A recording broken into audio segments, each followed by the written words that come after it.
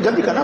सुबह सुबह है शिवसेना ने मुंबई की 4 सीटों पर अपने उम्मीदवार घोषित कर दिए हैं और मेरी जो जानकारी है 5वें सीट के उम्मीदवार भी वो कल परसों तक घोषित कर देंगे। मतलब मुंबई की 6 सीटों में से 5 सीटों पर शिवसेना लड़ेगी और 1 सीट खैरात की तरह कांग्रेस के लिए छोड़ दी गई।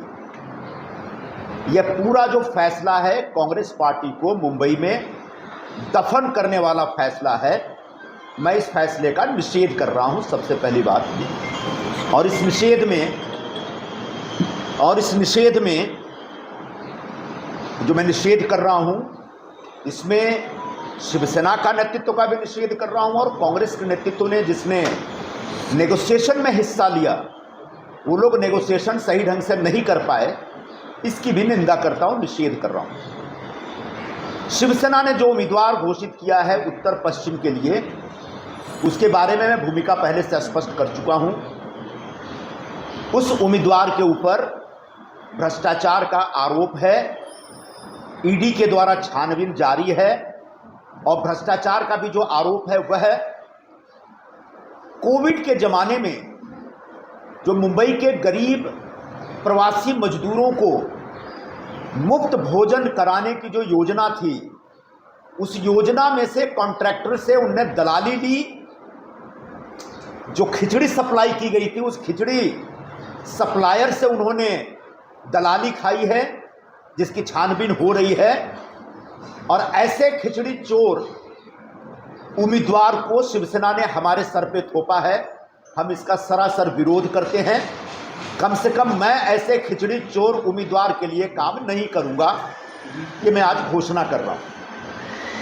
दूसरी बात, कांग्रेस पार्टी का नेतृत्व जो हमेशा भ्रष्टाचार के मुद्दे पर हाई लेवल एक ग्राउंड लेते हैं, हमेशा एक हाई मोरल ग्राउंड जिसको हम कहते हैं वो ग्राउंड लेते हैं। क्या इस नेतृत्व को यह नहीं दिखा कि हमारे क्षेत्र में जो उम्मीदवार पेश कर रही है शिवसेना, उस पर भ्रष्टाचार के आरोप हैं?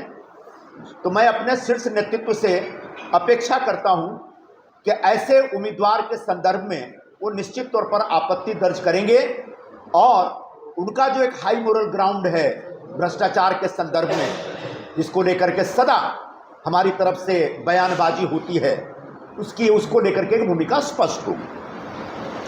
तीसरी बात जो सबसे महत्वपूर्ण बात है कि हमारा जो नेतृत्व है उसको चिंता नहीं रह गई है।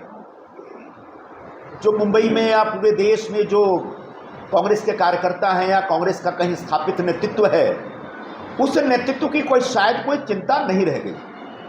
पिछले 10 दिनों से 15 दिनों से मेरे से किसी की कोई बातचीत नहीं हुई है। किसी ने एक बार भी नहीं पूछा कि आपकी क्या अपेक्षा है और आपकी अपेक्षा पूरा करने में हम क्या कर सकते हैं, अगर ये नहीं कर सकते तो क्या कर सकते हैं। ऐसा मान कर चला जा रहा है नेतृत्व की तरफ से कि जिसको जो करना है करे, हम इसकी किसी की चिंता नहीं करते हैं।